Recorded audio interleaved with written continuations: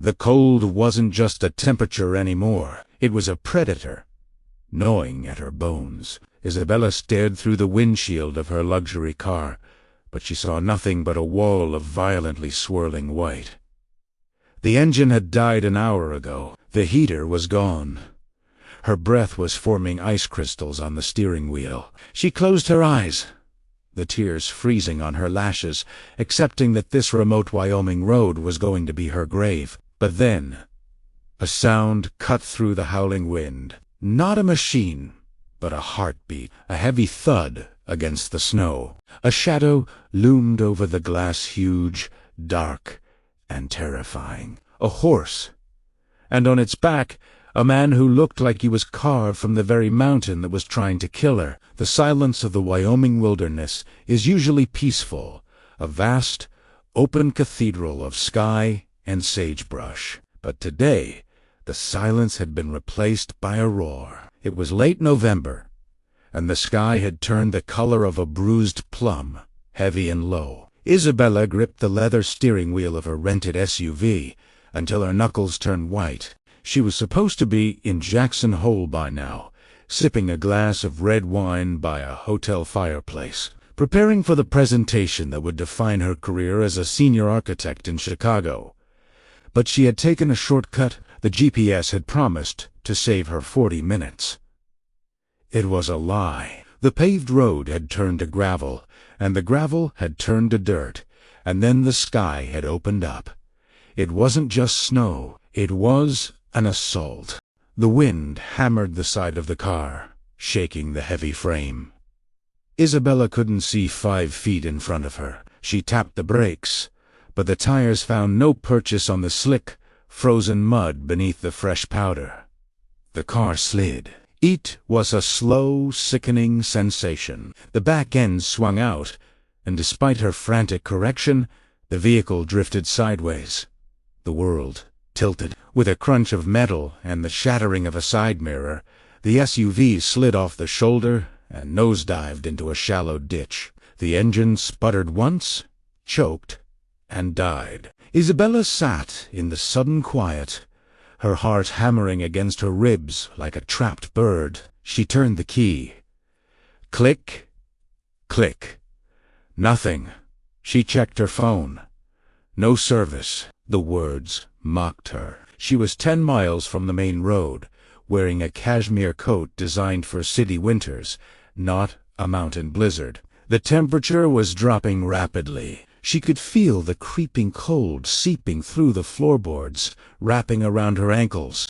Minutes turned into an hour. The windows frosted over, sealing her inside a white tomb. Panic began to set in, cold and sharp. She realized, with terrifying clarity, that people died like this. They were found days later when the plows finally came through. She rested her forehead against the steering wheel, fighting back tears. Crying would only make her colder. She closed her eyes, thinking of her apartment in Chicago, the noise of the traffic, the heat of the radiators. It felt like a different lifetime. Then she heard it. A rhythmic crunching sound. It wasn't the wind. It was distinct. Heavy. She wiped a circle on the frosted glass with a trembling hand. A dark shape emerged from the swirling white curtain. It was massive. A horse, black as coal, with steam rising from its nostrils in great huffs. And riding it was a man.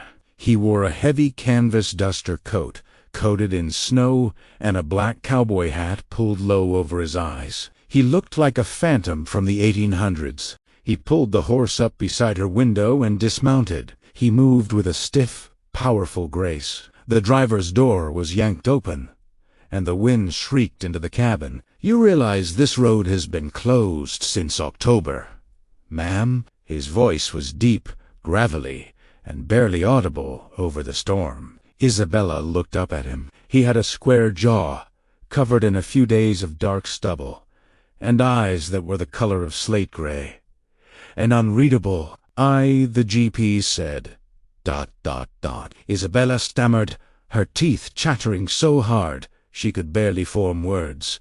GPS doesn't know these mountains, the man said. He didn't smile.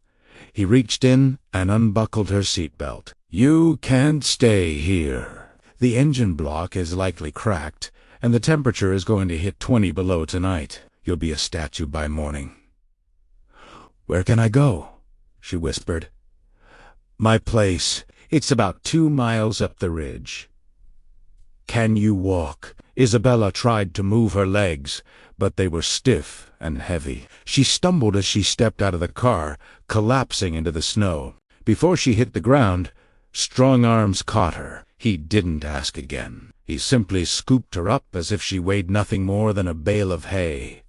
He carried her to the horse. Hold on to the saddle horn, he commanded, lifting her up. He swung up behind her, his chest a solid wall of warmth against her back. He wrapped one arm around her waist to steady her, and with the other he guided the horse. Let's go, Gunner. Home. The journey was a blur of wind and snow. Isabella drifted in and out of consciousness, lulled by the rhythmic gait of the horse and the radiating heat from the stranger. She felt safe, strangely, despite the storm raging around them. Eventually, a golden glow appeared in the distance. A cabin. It was made of rough-hewn logs. Smoke pouring from a stone chimney. The man brought the horse into a barn first. The smell of hay and animal warmth was overwhelming and comforting. He lifted her down. Go inside, he said, pointing to the cabin door. It's unlocked. Start warming up. I need to tend to Gunner. Isabella stumbled through the snow to the porch and pushed open the heavy wooden door. The interior was simple, rustic, and incredibly warm. A fire was already roaring in a massive stone hearth. There was a worn leather sofa, a hand-carved wooden table, and shelves lined with books. It smelled of cedar, wood smoke, and old leather. She collapsed onto the rug in front of the fire, shivering uncontrollably as the heat began to penetrate her frozen clothes. A few minutes later, the door opened. The man entered, stomping the snow off his boots. He took off his hat and duster, revealing a flannel shirt and worn denim. He was younger than she first thought, perhaps in his early 30s, but his face held a seriousness that made him seem older. I'm Colton, he said, walking over to the kitchenette. He pumped water into a kettle. And you are very lucky, Miss ... Isabella, she managed to say. Isabella Buns. Well, Isabella Vance, Colton said, turning to look at her. You're stuck here. The pass is completely snowed in. Even if the storm breaks tomorrow, it'll take the county days to clear the roads. Isabella's eyes widened. Days? I have a presentation on Tuesday. I have clients waiting. I have to get to Jackson. Colton poured hot water into a mug and brought it to her. It was tea, strong and dark. Drink, he ordered gently. Then he sat in the armchair opposite her. In the city, you might control the schedule, Isabella, but out here, nature controls the schedule. You fight it, you lose. You wait it out, you survive. She looked at him, frustration warring with gratitude. He was infuriatingly calm. I can't just sit here. You don't have a choice, Colton said, stretching his legs out. So you might as well get comfortable. The guest room is through that door. There are dry clothes in the dresser. They'll be big on you, but they are warm. That first night was a restless blur. Isabella slept in a flannel shirt that smelled of detergent and pine, buried under 3 heavy quilts. The wind howled outside, shaking the cabin, but the walls held firm. The next morning, she woke to a blinding brightness. The storm had passed. She walked out into the main room. The fire had been stoked. Colton was nowhere to be seen. But there was a cast-iron skillet on the stove with scrambled eggs and coffee in the pot. She ate quickly, then looked out the window. The view took her breath away. The world was a pristine, glittering white. The mountains rose up like jagged teeth against a sky of piercing blue. She saw Colton down by the barn. He was chopping wood. The rhythm was hypnotic. Swing, crack, swing, crack. He had stripped down to a thermal undershirt, and she could see the muscles in his back working with every strike. She put on her boots and coat and waded out through the snow. "Morning," she called out. Colton didn't stop immediately. He finished splitting a log, then drove the axe into the chopping block and turned to her. He wiped sweat from his brow. "Morning. Sleep well." "I did," she admitted. Is there any signal yet?" Colton shook his head. "Told ya. Towers are probably iced over. We're on our own until the plow comes up the service road." Isabella sighed, looking around at the vast emptiness. "What do you do out here all alone?" "Don't you go stir crazy." Colton picked up an armful of wood. "I have the horses. I have the cattle. I have the land. It's plenty." "It's so quiet," she said, hugging her coat tighter. "It feels... ... heavy." "That's just the sound of your own thoughts," Colton said, walking past her toward the cabin. "You city folks aren't used to hearing them." The comment stung, mostly because it felt true. Over the next 3 days, a routine formed. Isabella, stripped of her laptop and her deadlines, felt adrift. At first, she paced the cabin, but slowly, the rhythm of the ranch began to seep into her. She started helping. She wasn't much use with the cattle, but she could cook. She found simple ingredients in his pan: dried beans, canned tomatoes, venison and made stews, and fresh biscuits. Colton seemed surprised when he came in for lunch on the 3rd day to find the table set in the cabin smelling of rosemary and garlic. "You cook?" he asked, washing his hands at the sink.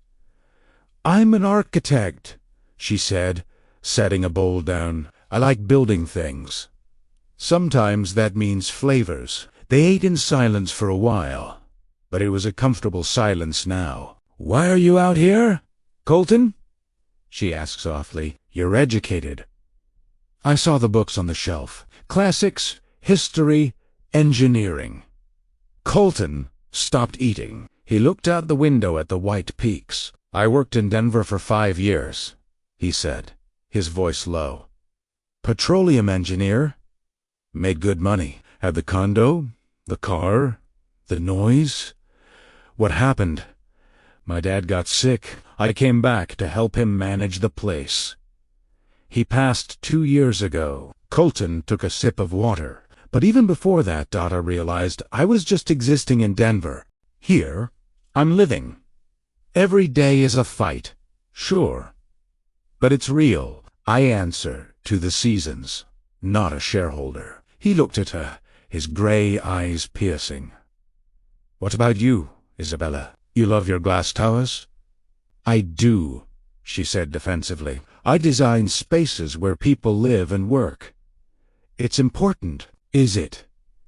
he challenged gently. "Or are you just stacking people on top of each other so they don't have to look at the horizon?" Isabella opened her mouth to argue, but stopped. She thought of her apartment, the way she kept the TV on just to have background noise, the way she ordered dinner on an app because she was too tired to cook. "I don't know," she whispered. That evening, the atmosphere shifted. The sun went down, painting the snow in shades of violet and rose. They sat by the fire. The tension of the rescue had faded, replaced by something warmer, more dangerous. Colton was whittling a piece of cedar. Isabella was reading one of his books. She looked up and caught him watching her. "You look different than when I pulled you out of that car," he said. "My hair is a mess, and I'm wearing men's flannel," she laughed. "No," he said, leaning forward, resting his elbows on his knees. "You look rested. Your shoulders aren't up by your ears anymore." "It's the air," she said, her breath hitching slightly as he moved closer. "Maybe," he said. He reached out, his rough, calloused hand brushing a stray lock of hair from her cheek. His touch was electric. Isabella froze. The fire crackled, popping loudly, but the room felt silent. She leaned into his hand involuntarily. He smelled of wood smoke and soap. His eyes dropped to her lips, then back to her eyes. "Isabella," he murmured. They were inches apart. She could feel the heat radiating from him. She wanted him to kiss her. She wanted to forget Chicago, and the presentation, and the life waiting for her. She wanted to stay in this snow globe forever. But suddenly, a loud mechanical rumble shattered the moment. Headlights swept across the cabin window. The sound of a heavy diesel engine crunching through the snow. Colton pulled back, his face closing off like a shutter.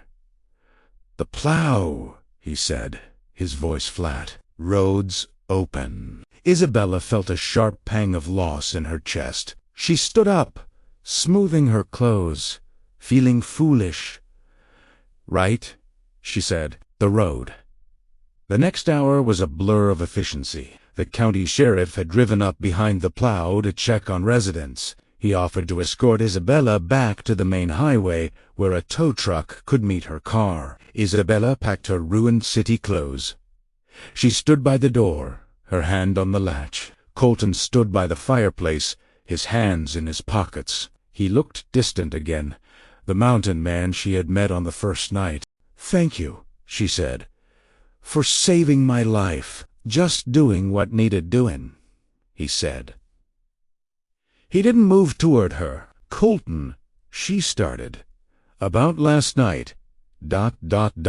Go on, Isabella," he interrupted softly. "You have a big presentation. Go, build your towers." He was letting her go. He thought she belonged there, and he belonged here, and there was no bridge between them. "Goodbye, Colton," she whispered. She walked out into the cold night air, climbed into the sheriff's truck, and didn't look back. If she had, she would have seen Colton standing in the window, watching the taillights fade until they were swallowed by the darkness. Chicago was loud. That was the first thing Isabella noticed. It wasn't a hum, it was a scream. The sirens, the construction, the soubriquet was an assault on the senses. She nailed the presentation. Her firm won the contract. She got a promotion and a corner office with a view of the lake. It was everything she had worked for, and it felt like ash in her mouth. 3 months passed. The winter turned to slush, then to a gray, wet spring. Isabella sat in her high-rise apartment, staring out at the grid of lights. She went on dates, men in expensive suits who talked about the stock market and reservations at exclusive restaurants. None of them knew how to chop wood. None of them knew the silence of a snow-covered valley. None of them had eyes like slate. She found herself cooking stews, even though it was too warm for them. She stopped turning on the TV. She started buying flannel sheets. One rainy Tuesday in April, she was sitting in a board meeting. The CEO was talking about maximizing vertical efficiency. Isabella looked down at her notepad. She hadn't written a single note. Instead, she had sketched a cabin, a rough-hewn log cabin with smoke rising from the chimney. She stood up. "Isabella," the CEO asked, "do you have a comment?" "I quit," she said. The room went silent. "Excuse me, I quit," she said, louder this time, feeling a weight lift off her chest that she hadn't realized she was carrying. "I can't build these boxers anymore." She walked out of the room, took the elevator down 40 floors, and hailed a cab. The drive to Wyoming took 2 days. She didn't take the shortcut this time. It was early May. The snow was gone, replaced by a vibrant, impossible green. The wildflowers were exploding across the valley, Florialo balsam root and purple lupin. Isabella drove a new truck, a practical 4-wheel drive up the gravel road. Her heart was in her throat. What if he wasn't there? What if he had forgotten her? What if he laughed at her? She pulled up to the cabin. It looked the same, anchored to the earth. She stepped out. The air smelled of wet earth and pine sap. "Colton," she called out. No answer. She walked toward the barn. And there he was. He was mending a fence, stretching barbed wire with gloved hands. He had his back to her. "You're pulling it too tight," she said. Colton froze. He dropped the wire cutters. Slowly, he turned around. He looked tired. There were new lines around his eyes. He stared at her as if she were a mirage. "Isabella." She walked closer, her boots crunching in the grass. "I quit my job, Colton." He shook his head, bewildered. "You... dot dot dot dot dot dot dot dot dot. Because the city is just noise?" she said, stopping a few feet from him, "and because I realized I was building homes for other people, but I didn't have one myself." Colton took off his hat. He ran a hand through his hair. "Isabella, this life, it's hard. It's lonely." "It's not lonely if you're with the right person," she said. She took a step closer, invading his space. "You sent me away because you thought I needed the city. You were wrong." Colton looked at her, searching her face for any sign of hesitation. He found none. The wall he had built around himself crumbled. He closed the distance in one stride. He grabbed her by the waist and pulled her into him, burying his face in her neck. He breathed her in. "I thought I'd never see you again," he groaned. "You're stuck with me now," she whispered against his chest. "I'm not leaving this mountain, Colton. Not ever." He pulled back and looked at her, his eyes shining with an emotion he no longer tried to hide. He lowered his head and kissed her. It wasn't tentative like the moment by the fire. It was a claim. It was a promise. The wind blew through the valley, rustling the aspens, but for the first time in her life, Isabella wasn't looking for shelter. "See us home."